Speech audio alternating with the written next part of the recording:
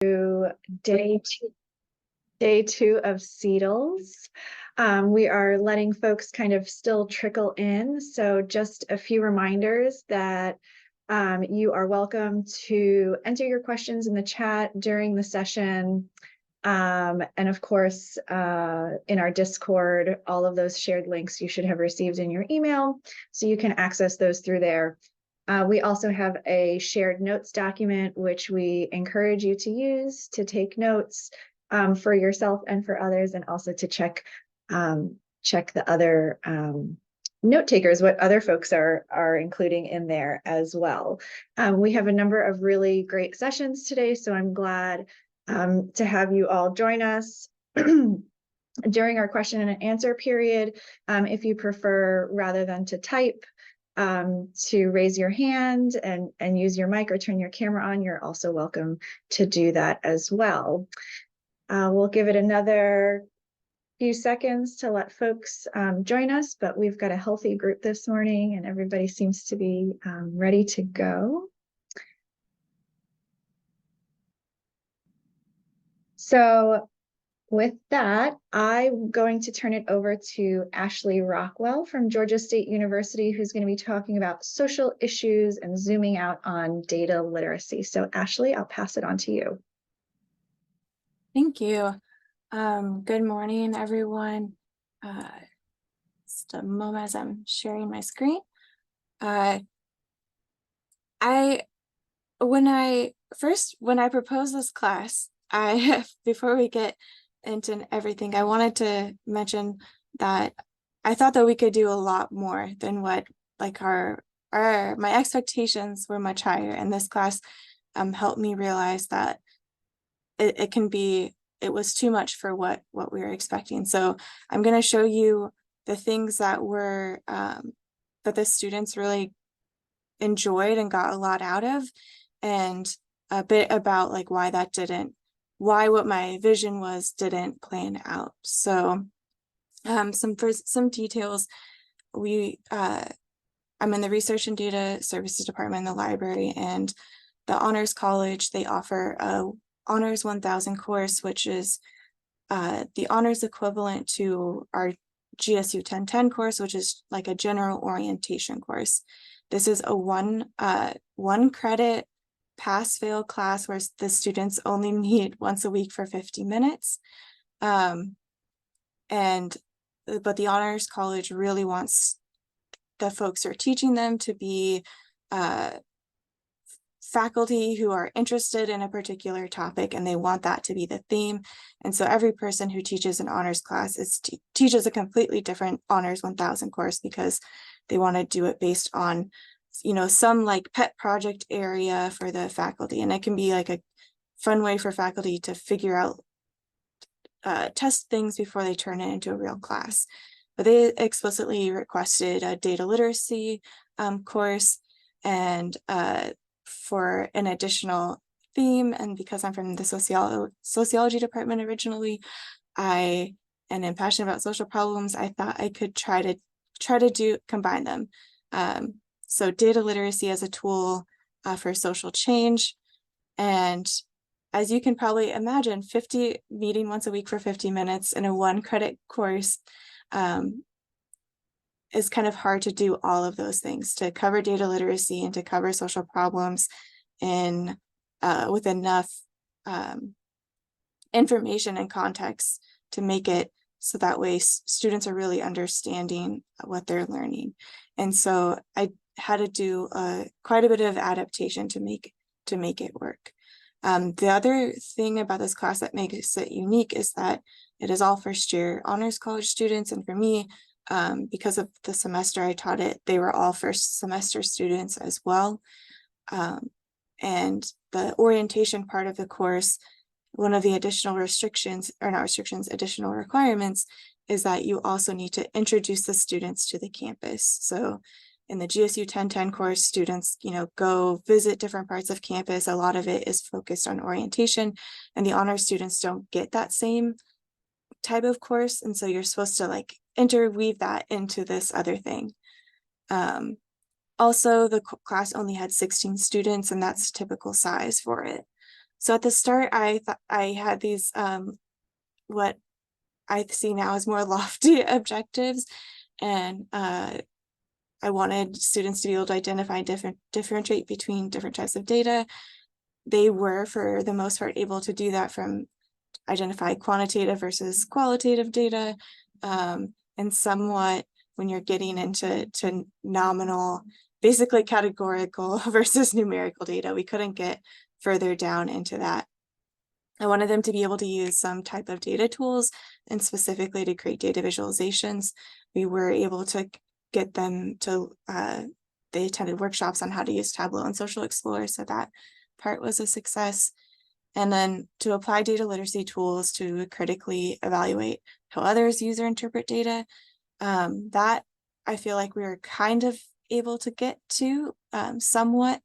I think I got them to be able to think more critically about how their data is being used and how data could potentially be misinterpreted.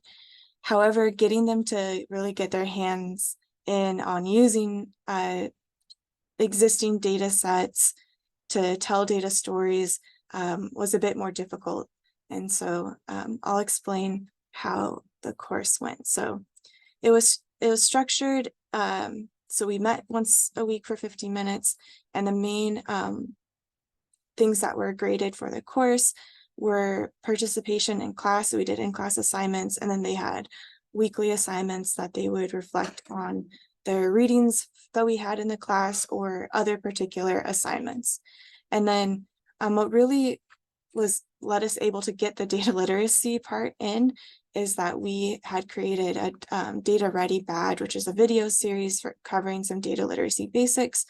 And then they answer a few questions and they can get a badge that they put on their LinkedIn account. We had one of those for data basics and also data visualization, which include Tableau and Social Explorer. And so having them complete those as assignments outside of class really helped us preserve that 50 minutes of class time to do more hands-on learning. At the end of the semester, they had to present a mini data project, and it was in a group, and I'll talk more about that later. But they also were required to attend an honors college or university event. And so this is where I was able to squeeze in some more library events, so they're exposed to more things in the library. So I want to go over some key assignments and activities that I thought this worked really well in the class, and that I think can be applied into, even if you're just having like a one-on-one session with students and you want to get a certain data concept across. These were things that the students really engaged with. So the first thing was this article from the markup, and I would recommend the markup in general because they're a nonprofit data journalism organization. They will oftentimes include the actual data that they used in their articles. They post like how they have a GitHub. They show everything that they are doing and how they're doing their analysis. And they're very much focusing on how data is being used. Is that ethical? Is it not ethical? Like getting folks' attention to that, we should be paying attention to it. And so this is an excerpt from their article on who is collecting data from your car. And in the excerpt, it goes over a driver getting in their car, the door unlocks, and then like every single point where data is being collected. And this really freaked out the students, which it freaked me out when I read it the first time.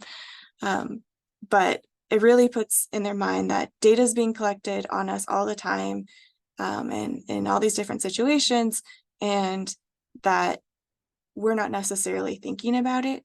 So having the students read this article and then doing a data journal entry. And so this is something that at first I wanted them to take home and do, but then we started to do it as a class, and we realized that we would need to put page limits because when you really start going through it, you can have so much. So in the future, in class while we were doing it, it was just fill up one page. And And so people oftentimes didn't even get to, you know, they maybe got to lunch and then they had already made bullet points of imagining the typical day of all the points where they are generating data, and then thinking about who is accessing that data, you know, like what are they doing with it? When are they getting that data? Will they be able to access the data that they're generating? How is it being collected? Why is it being collected? Where is it being stored? And so this was a really great activity to get students thinking about just how every part of their day they are creating data, and other people could potentially be collecting that and using that. And are they using it for good? Are they using it for bad? Like, they got to think about how are folks using that data. And in the previous article that they read, it discussed all the different companies that they know that buy the data from when you drive, and how they're using that data. So it gave them perspective on the different ways that folks could be using their own personal data. Another activity which I hadn't planned ahead of time, and they had just posted it, I think like the first week that classes started, and that was through the Nightingale journal on data visualization. Now I realize I should have written down the name, but if you're familiar, they're a journal that focuses on data visualizations. They did a competition where it was called Paper and No Pencil, and they were challenging folks to create analog data visualizations. And so the thing was that you couldn't use a computer, and you couldn't, you know, just like draw a graph or draw some type of data visualization. At first, the students were very hesitant, like, how would I do this? So we did an example in class with sticky notes. I just put sticky notes on the board and asked them their favorite color, and then stacked those on the whiteboard, and then gave them their assignment. They could either, based on their own personal data, so they could keep track of something, or they could count. In this case, this is an example of a student went through their closet to see the different colors of shirts they had. With these not having keys, or, you know, not being able to use words, that makes it harder to do data visualizations. And so they also wrote up about explaining what they were creating, and then how this limited their ability to tell a data story, but then also if there was any benefits from this activity. And a lot of them said just like thinking outside of the box and having to think of other ways to show data.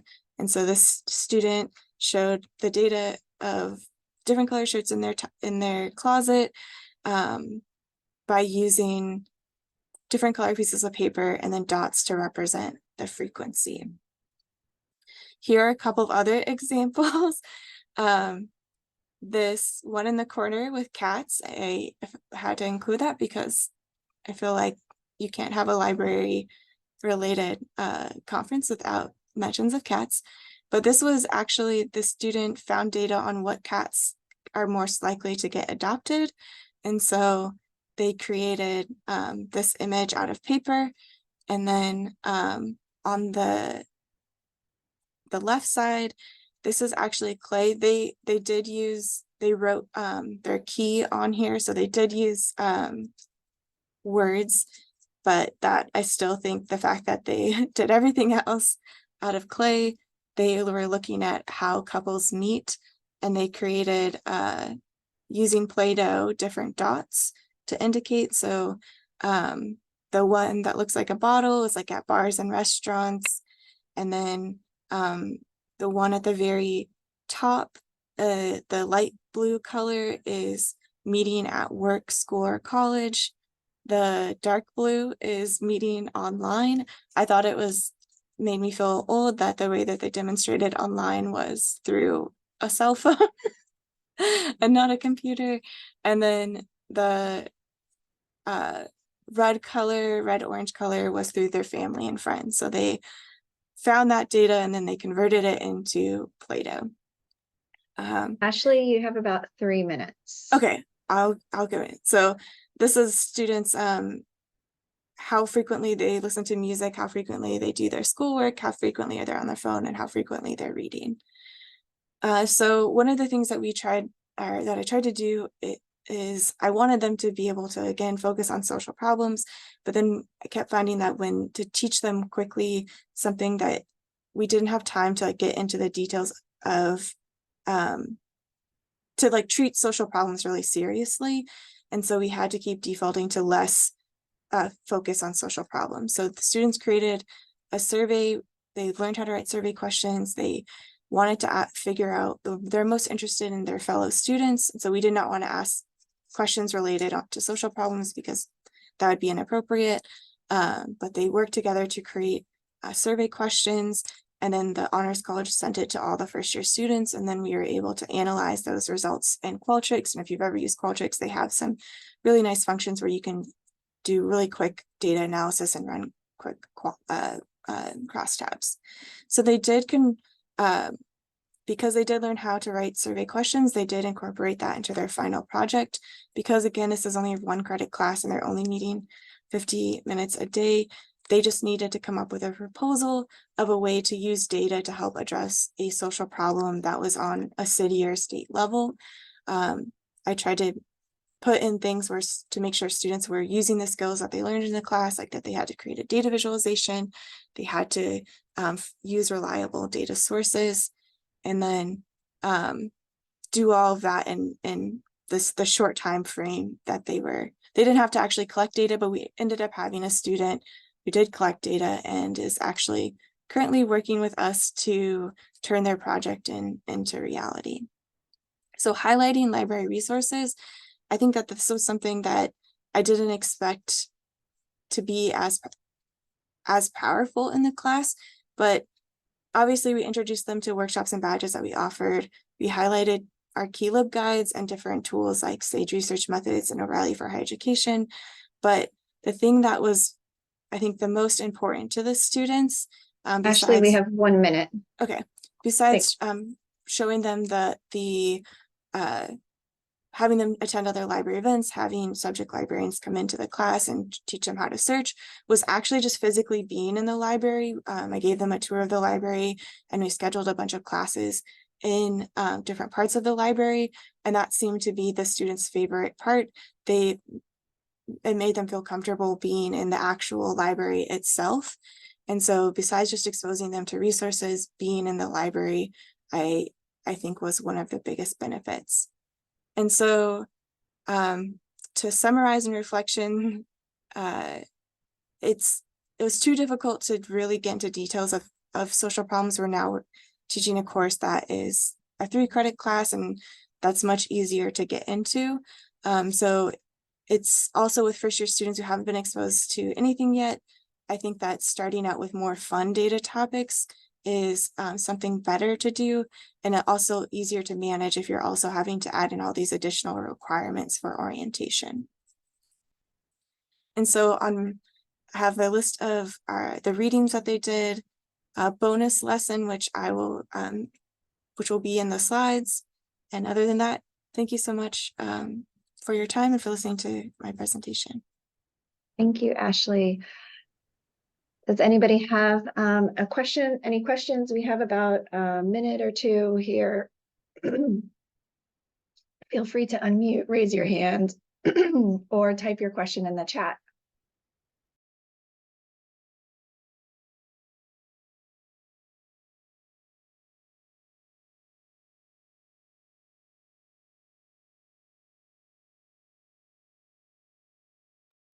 I agree. This was a really great presentation. So thank you so much. I know I took some screenshots for us as well, and I learned quite a bit. I'm going to go ahead and turn it over to our next speakers. We have Jamie Rogers and Rhia Ray from Florida International University, and they are going to be talking about ethical data considerations for engaging in reparative archival practice. So I'll go ahead and hand it over to you. Thank you, Jill. Ready, Jamie? Yes. Can you see the screen? Yes. Okay. Good morning. I'm Rhia. My name is Rhia Ray, and I'm here with my colleague, Jamie Rogers, and we both work at Florida International University Libraries. And as Jill mentioned, we're going to present on ethical data considerations for engaging in reparative archival practice. Next slide. So I'm just going to give a brief overview of our presentation and what we're going to be looking at today. So some of the concepts that inform our work and how we're working within archival collections at FIU to create ethical data practices when providing access to data from historical resources. And our presentation will begin with some backgrounds on Dana Dorsey, which is the collection that we used. And then we'll discuss the development of the project. And we're going to dive into our core concepts of collection as data and reparative archival practice and the ethical practices that we applied. And finally, curating data from historical resources. And we'll tie it all together by showing you some of the details of the processes and the data resources. Next slide, please. So we have a collection in the University Archives and Special Collections here at FIU. And there was a gentleman named Dana A. Dorsey. And we have a collection of papers that was donated in 1999. Dorsey was a prominent figure in Miami's Black community during the early 20th century. He was born in Quitman, Georgia in 1868, but he relocated to North Florida and then made his way to Miami. He became a successful businessman and amassed wealth through real estate. And he played a significant role in the development of Overtown, which is one of Miami's historic Black neighborhoods. He is known as Miami's first Black millionaire. So the significance of the papers is that they locate properties throughout in the 1900s to 1940s. And it was when Miami was being formed in many different subdivisions. So we have around 291 documents, and the documents are warranty deeds, mortgages, legal documents, and correspondence. So they hold significant research and educational value because they frame the growth of Miami's metropolitan region in highly racialized conditions. The papers were digitized and made available online in 2003 with basic descriptive metadata. Throughout the years, we received many requests asking for addresses and locations of the properties. Next slide, please. So these are some examples of the documents. And as you can see, some of the documents are handwritten, some are typed, but the documents contain confirmation of transactions in Miami and the legal practices in place at the time. The information is varied and buried in different locations on the paper. So I'm gonna show you some highlights.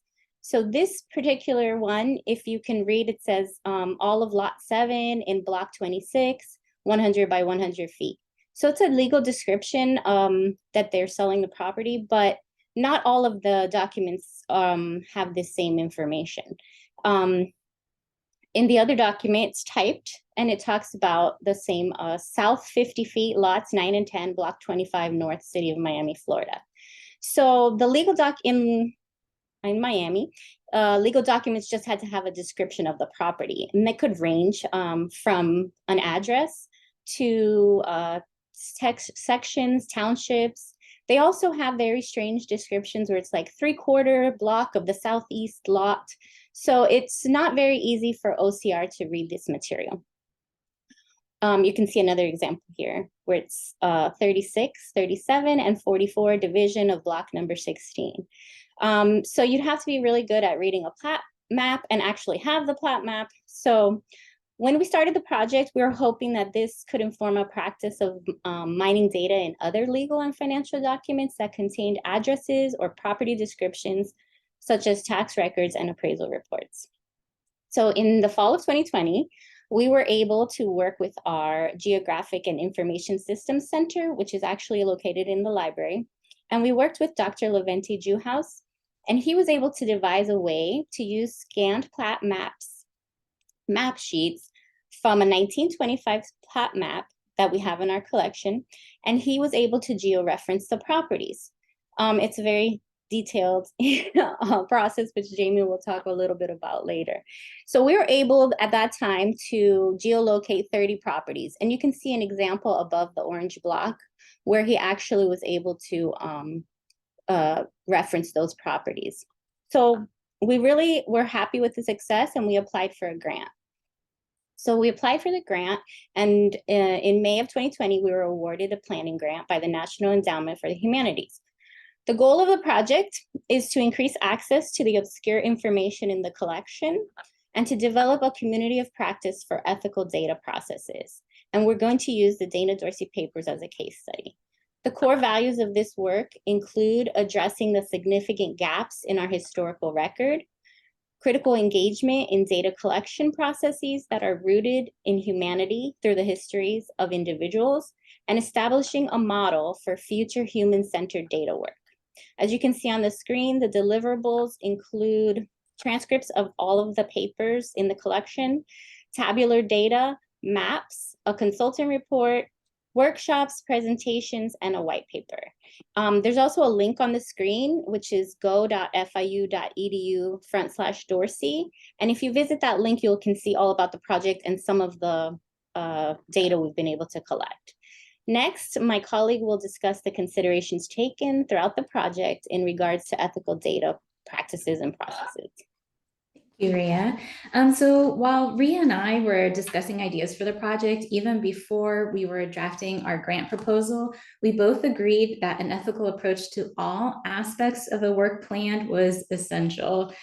So we and our team, if you take a look at the link that Rhia shared, we have actually a very large team involved, including our host here. I don't want to forget to mention Jill Kraft was involved in this project as well.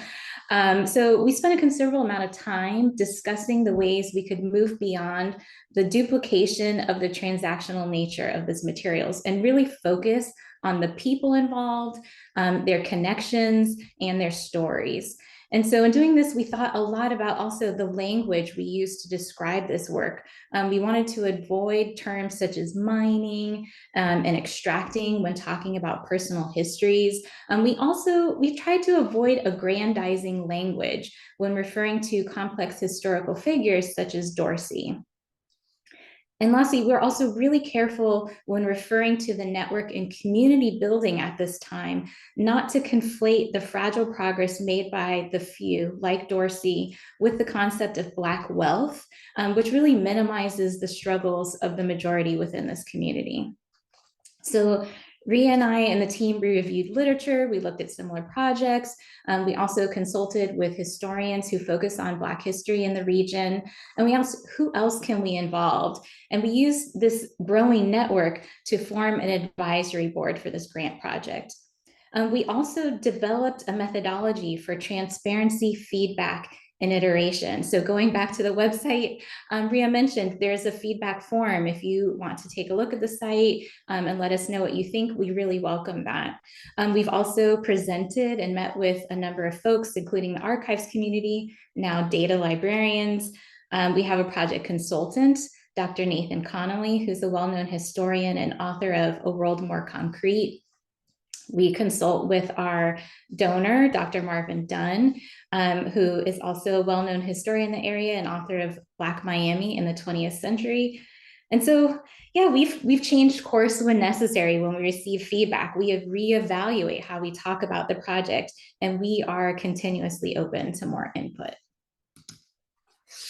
So in keeping with the theme of communication and feedback, part of the project planning was consideration of how we would engage the various stakeholders. And not all of these stakeholders, as you can probably guess, are really engaged in the same ways. However, having a real plan to reach out to these stakeholders ensured input from diverse perspectives. And on the slide here, we mentioned individuals, and as you might be able to guess, based on the age of these materials, most of the individuals mentioned in the documents are no longer with us. However, we still want to be cognizant of the potential impact of this work on their descendants and within this community. In addition to providing the technical insights, which I'll get to in a minute, I'll also continue to share how we approach each methodology in regards to ethics, and this includes access considerations. So we are creating full text transcripts of the handwritten text. So in addition to its utility for search and retrieval and for collections as data, having full text transcripts also makes them more accessible to screen readers and for folks who are visually impaired. Providing various methods for download of the data also opens it up to a wider audience. And grouping files to allow for download in a variety of bandwidth makes it available to folks with different technological resources. And lastly, you see here listed protecting privacy. This is a point that's come up several times in presenting to other audiences. And to address issues of privacy, we are following the National Archives and Records Administration federal regulation for personally identifiable information. So these guidelines state that NARA will withhold records if they're not previously made public and they're less than 75 years old. Now, in the case of the records that we're dealing with in the Dorsey papers, many of them are already public records, right? And most of them are more than 75 years old. And so this gave us kind of the confidence to move forward and making the information within these papers publicly accessible.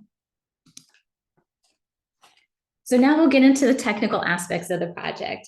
After testing OCR software, including ABBY, Tesseract, Prime Recognition, we decided that the paper quality, the clarity of the typed text, and the handwriting really didn't lend itself well to automated transcription. So here you can see some examples. On the left-hand side, an original text, and the right-hand side is the transcribed document. The first example isn't too bad, but here I'm going to show another example where you can see there's some bleed through of the text. There's different types of typeface. There's some material that's crossed out, and we also have handwriting. So given this, we really decided that OCR is not the way to go. Let's try some speech to text software and manual quality control. And after testing several speech to text services, the team we decided to go with a low tech solution. We decided to go with Microsoft Word's speak recognition or dictation tool. And we found the accuracy of this was pretty good, but more importantly, our intern felt comfortable with it. And so after these materials are transcribed, they're going to be made available alongside the PDFs in our digital library system. And we're also going to make them available in our data repository. And the metadata for each system is going to reference the other. So folks looking for additional information are going to be able to find where that might be located. Jamie, there's 3 minutes. All right. So next I'll move on to structured data. We went with use of just manually adding this data to a Google spreadsheet. Here you can see the names of individuals, their gender, marital status, their roles and business affiliations. This is all derived from the text by one of our interns. We chose not to look into AI because, as Rhia mentioned, the documents have very different formatting. We thought it would be difficult to train a model on this material, and it's not a huge corpus of material. And so maybe in the future, we could look into some named entity recognition or feeding this into a large language model if we decide we want to add some additional materials to this project. One of the things that we didn't share is a network analysis that was done with the names of the individuals. There's just not enough time in this presentation to go over everything. But if you're interested in looking at this network analysis and how the individuals were connected, check out our website. So I'm just plugging our website here. And then, so getting into how did we make the decisions about what information we would include in our data sets? And we asked ourselves, is this information useful for gaining historical insights? Does it adhere to our mission and values? Does it violate personal property or privacy? And are we presenting the information in a way that really goes along with the cultural values and norms of the groups represented? And we also want to ensure transparency at every part of this process. So this work also compelled us to think more deeply about the ethics of demographic data. Since the individuals in these legal documents and correspondence have no control over how they were identified, either by race, gender, etc., we are relying on other people's recordings of their identity. And this could be a whole separate presentation just dealing with this one little part of the topic. But we believe that this data is useful, but for transparency's sake, we made the decision to only record the information that's available in the documents. We chose not to look at secondary sources like the census and not to project our own suppositions of race and gender. You've got 1 minute. All right, so lastly, very quickly, I'm going to talk about georectification and geolocation. Georectification is when a historical map is placed on a spatial grid in relation to contemporary maps or satellite imagery. Geolocation is using point coordinates or polygons for features on the map. So if you want more information, you can see this link, but I'll review quickly. This a green square is a polygon on an original historic plat map. Here you have a point coordinate of that location.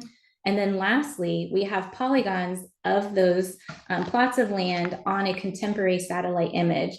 And so this process allows us to confirm the locations of these former Black residences claimed under eminent domain by the state of Florida and used to construct interstate highway in the 1960s, really exemplifying this structural racism. And so I know we're running out of time, so I'll just end it here and share our contact information with our email addresses. And I don't know if we have time for questions, but you are more than welcome to reach out to both Rhia and I if you would like to chat about this project further. Thank you, Jamie and Rhia. If there are any questions, please go ahead and place them in the chat, or if you prefer to raise your hand. This was very interesting, and I was part of the project as well. And it's great to hear the continued work. We do have a comment about the Microsoft tool, the speech to text. Maybe you want to share a little bit more about that. Sure, I'll say. So in Microsoft Word, it's a dictation tool. It's around the same area as a transcription tool, and you can actually choose multiple languages. If you can choose through a choice of multiple languages, and you just basically read a document or speak, and it will create the text.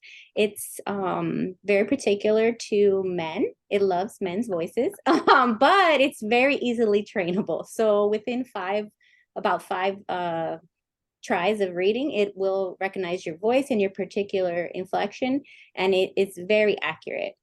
And you can also read, like, if you're reading a sentence and you add commas and endpoints, it will add all of that for you. So it's really fast. It's really great because some of these documents are columns, and as you can see, it's typewritten but handwritten too. So it's a really easy tool. Google also has it. So you can, we just chose not to use Google. It didn't recognize our intern's voice as well as Microsoft. He's a male. So maybe Google's more friendly to women. I don't know. I hope that answered your question. We have done it also in Spanish. Sorry. We have done it in Spanish, and it works really well too. So that's true. Thank you for that, Rhia. And I wanted to also thank Jill for responding to Karen that yes, there will be a white paper at the end of this. And we're only maybe 2/3 away finished with the project. So there's lots more to come, and hopefully we'll be able to expand this with future work. So thank you, everyone.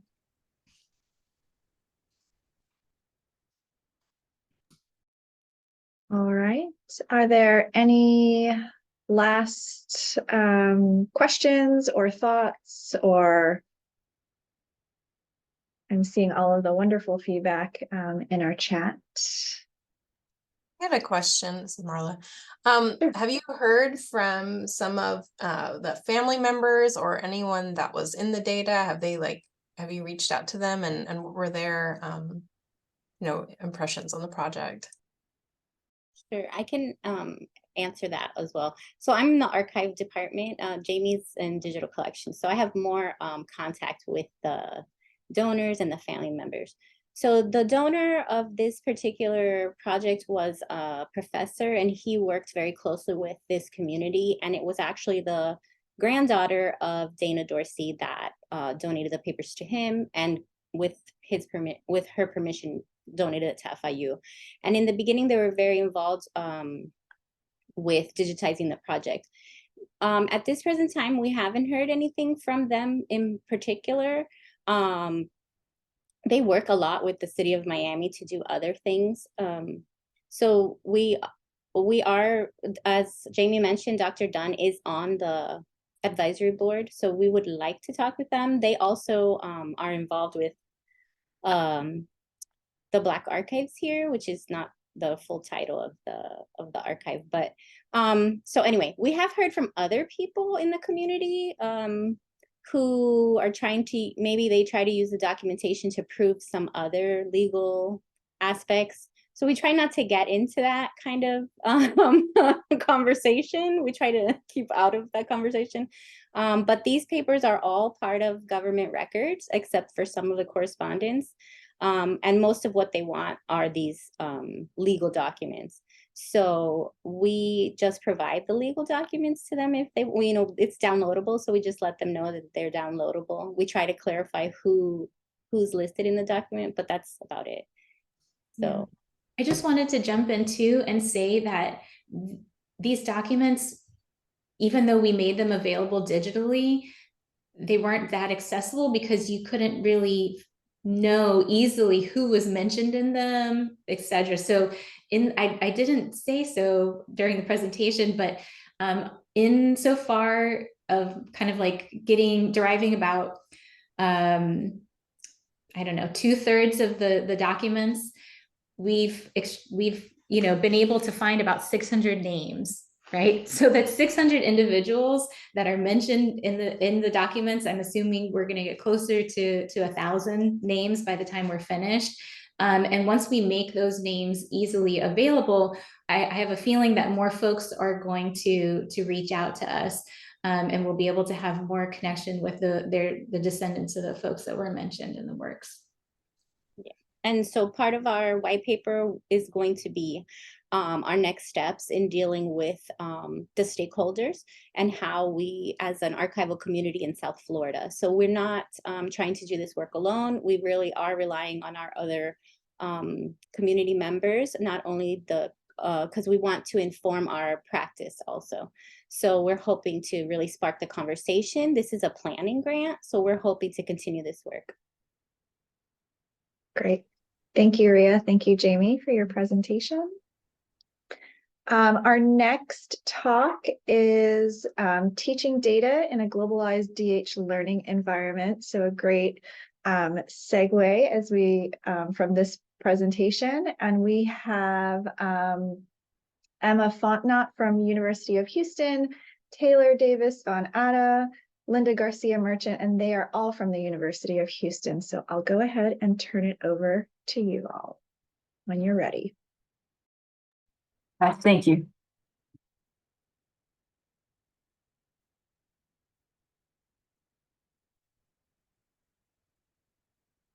Can you guys see my screen? Yes, we see your presentation. Awesome. Okay, Emma Fontenot, thank you for having me. Can you still hear me? Yes, you're good. I just got a quit unexpectedly pop up. We've still got you. Okay. I'm not sure why that keeps happening. I'm Tyler. Oh, and now we've lost Emma. All right, we'll give her a moment to reconnect. While we're waiting, I just want to remind everybody that we have our keynote speaker today at 11:30. It will be in this same Zoom room, so we will keep it open, but there will be a break following this final talk. So, and we'll give Emma a moment to reconnect.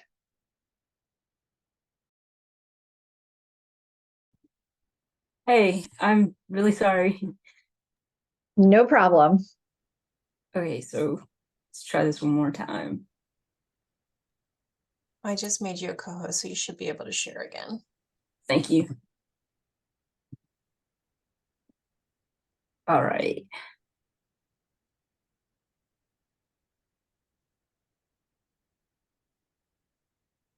Can you guys see my screen? We can. All right, hopefully I can get through the first slide on this. So my name is Emma Fontenot at University of Houston. I'm the research and data librarian. And I'm keep getting the Zoom quit unexpectedly. Can I just go on with the talk? Let's see how it goes. I say Okay. roll with it. Okay, can you see the pop-up on my screen that says Zoom No. quit? No. Okay, then that's fine. I apologize. So I have two co-presenters who weren't able to be here today, Taylor Davis Van Atta, who is the head of research services at the University of Houston Libraries, as well as Dr. Linda Garcia Merchant, who is our public humanities data librarian at the University of Houston. And so just to give a quick overview of today's presentation, it focuses on creating data literacy curriculum to support digital humanities training in the University of Houston's new digital humanities core facility, which I'll define a little more clearly in a bit. But in short, it's basically a centralized campus facility that supports digital scholarship production in the humanities. But before we really dive into this, I wanted to give you guys some background information about the University of Houston and how the digital humanities core facility sort of came to be. Emma, I just Yes. want to interrupt. We can hear you, but it got very quiet all of a sudden. I don't know if you need to move Wow. closer to the mic or. I ran through this and it went perfectly. And now. No, you're good. You're good. We got you. We hear you a bit better now. Thanks. All right. Thank you. So the University of Houston is a large R1 university. It's the third largest university in Texas with approximately 46,000 students. It's also the second most diverse university in the country in terms of student population. So our largest demographic of students, approximately 33% of our student body, is comprised of students who identify as either Hispanic or Latinx, which has gotten us the designation as a Hispanic serving institution. And just to give you a little more background about the digital humanities core facility and how it came about, a few years ago, the university decided to focus on enhancing high impact research output. So this meant emphasizing things like funding, publishing in top journals, and most importantly, they really wanted to focus on fostering interdisciplinary collaborations amongst researchers across campus. So to align the libraries with the university's new research agenda, members of the Research Services Department carried out a campus-wide needs assessment to try and identify gaps in institutional research support for faculty and researchers. I should go to my next slide, I'm sorry. And during this process, they found that humanities researchers were consistently showing a very strong interest in having some sort of dedicated hub tailored to their specific and unique research needs, sort of similar to research facilities that were already on campus, but really catered to STEM research. And what the humanities researchers really wanted was a place where they could sort of come together, collaborate, and produce scholarship. And we didn't really have anything like this on campus at the time. So we viewed this as a chance to We view this as a chance to sort of align our service model in the libraries as sort of align our service models with the library service models with the university's research agenda, and try to establish a facility that's equipped with the technology and resources and expertise necessary to help the humanities researchers and sort of producing this high impact scholarship the university was trying to get the departments and colleges on campus to produce. So the Digital Humanities Core facility essentially originated as part of this broader effort to expand core facilities on campus that support interdisciplinary work, as well as our need to support digital humanities scholarship.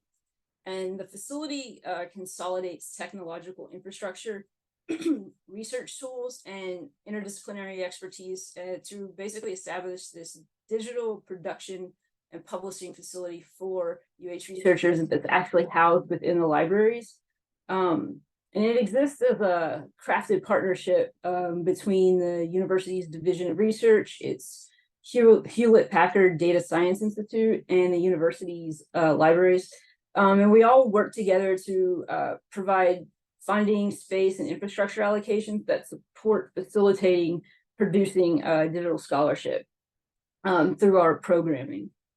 And again, so sort of what sets us apart from other more traditional core facilities is, yes, we're DH focused rather than STEM focused, but these traditional core facilities tend to focus on, I guess you could say, sort of tangible outputs such as ROIs, research expenditures, patents, and things like that.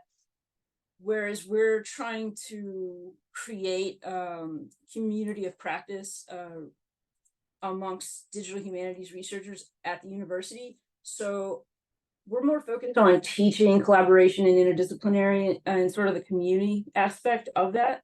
So recognizing this, we aim to develop programs that we're going to equip humanities researchers with the foundational data skills to be able to manage, analyze, and interpret various types of data that are necessary to produce these digital scholarship projects. And this really helped us facilitate the goals that we had set with the university for our digital humanities facility, which was to basically create sustainable and scalable programs that were globalized to support DH research, and again equip the researchers with these skills to be able to execute these projects. But above all, was we really wanted to want to produce autonomous communities of scholars that are capable of growing and sustaining a culture of interdisciplinary research with a focus in digital humanities. So to do this, what this means more broadly is supporting really two significant elements. The first of which I'm really not going to go too much into because it's not really my area of expertise, but it's really about the infrastructure. And if you're interested in this, I'm more than happy to connect you with my colleagues who really work to build this. But for us at this point, in terms of infrastructure, we're working with a third-party vendor to provide site and space allocation via LAMP hosting, as well as cloud hosting space to support these individual scholarships. But the second element is programming, which is really the area where data literacy instruction takes place. And for us, this really consists of a micro-credentialing program. I apologize. I got thrown off at the beginning and now I'm all nervous. I apologize. So for us, this consists of a micro-credentialing program, and this offers targeted training certifications in project planning skills for researchers, faculty, and PhD students. And this is obviously achieved through completing the courses, and every time a course is completed, the researchers or participants actually earn these badges. We are developing undergraduate and graduate badge tracks, but for the purposes of this presentation, I'm really going to focus on the data programming created for the researchers and faculty, since they were the ones that most recently completed our inaugural cohort training. Another aspect of the programming will be salons, where we'll bring STEM and humanities researchers together from across the university so they can begin to discuss and explore digital scholarship opportunities, really related to solving data problems. So bringing people in computer science together with people in history who are trying to produce more than a website, but maybe interactive projects, right? Some visual sort of, I guess, metaverse type of VR projects in terms of writing the code and things like that. Let's try and solve those problems. So The structure of our training, the programming is again cohort-based. It has a 3-tiered instructional structure and happens in 3 phases over approximately 3 years. And so badge 1 is basically the foundations of digital humanities project development. And in terms of data literacy, this is where our instruction is really situated, and where we focus on teaching the researchers, again, how to understand different types of data, how to find, analyze, and manage their data. While badge 2 is focused on intermediate DH project development, and this is where our salons are going to take place. And I believe that's going to happen in the spring of this academic year. And then badge 3 will focus on really how to scope and manage multi-year, multi-institutional projects. And this should take place in 2025. And what this does is it basically phases teaches digital humanities researchers how to phase large projects and turn them into smaller projects. So what we're trying to do is sort of mimic, I guess, the traditional approach to scholarship in terms of producing a book, 1 chapter at a time, and trying to take that same method and apply it to large, complex, funded digital humanities projects. That's sort of the aim we're going for. So in terms of shaping the data literacy curriculum for DH students, this project was really grounded in phase 1, as I said, where participants learn the foundational data skills. And our goal is really to help researchers that don't really have a background in working with structured computational data to develop an understanding for the role that this type of data can play in their research. So part of our approach is, excuse me, part of our approach to this is helping them view their data as something that's multifaceted and independent from their original research question insofar as that it's something that can stand alone apart from the research question, and that it's more versatile than just answering one question, and it can be used to answer multiple questions. We also advocate for interdisciplinary collaboration by highlighting how merging computational methods, perspectives, and expertise can deepen analyses and broaden research scope. So we do this through teaching foundational data competencies, and some of the main ones we focus on were obviously data literacy, to equip the researchers with the skills necessary to be able to critically analyze and interpret data, to help them be able to create foundational data structures for their digital projects.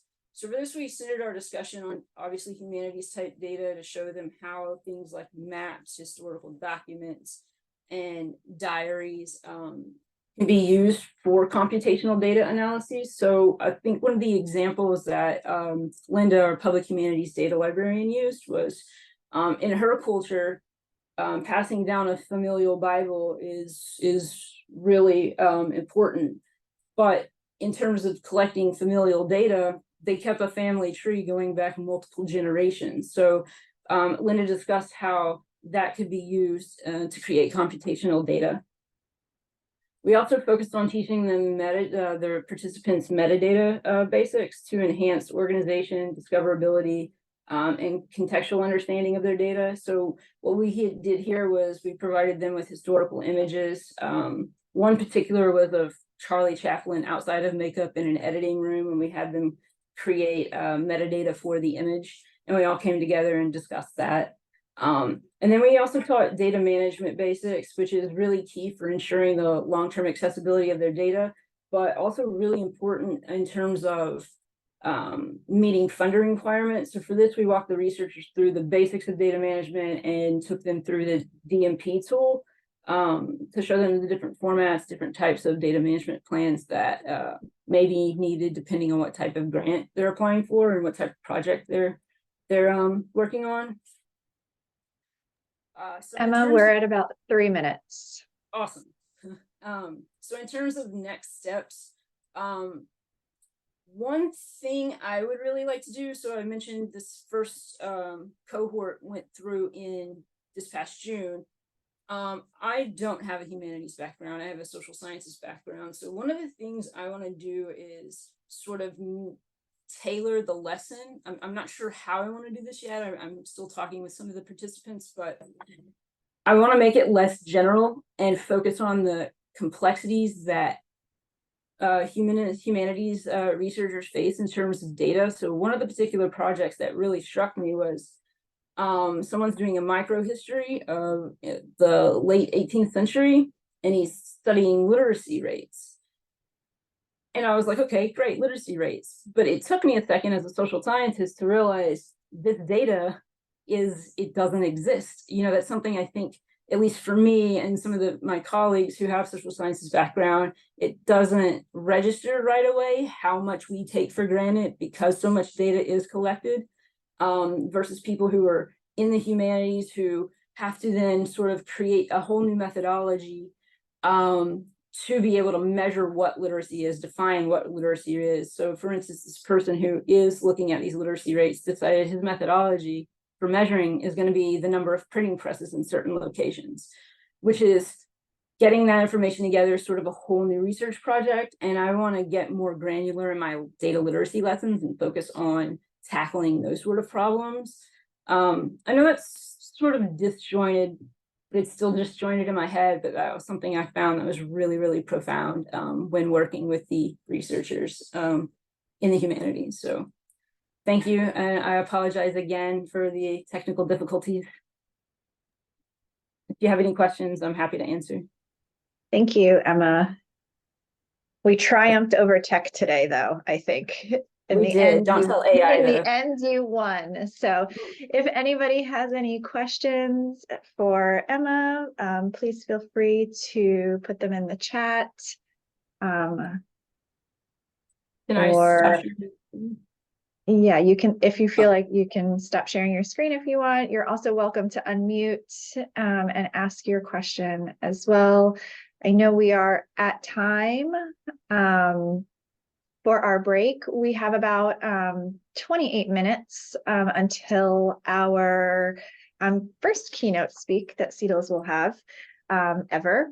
That will be at 11:30, and it will be with Dr. Exner. So it will be in this room. You're welcome to stay in the room and stay muted, or you know, you can exit and come back. But we will be here. If you have any questions or you want to continue your discussion, you're welcome to do so here in the chat or on the Discord server. And we'll see you back shortly. Thank you to all of our speakers. You know, on behalf of everybody, I think this was really some really interesting information. So thanks. We'll see you soon.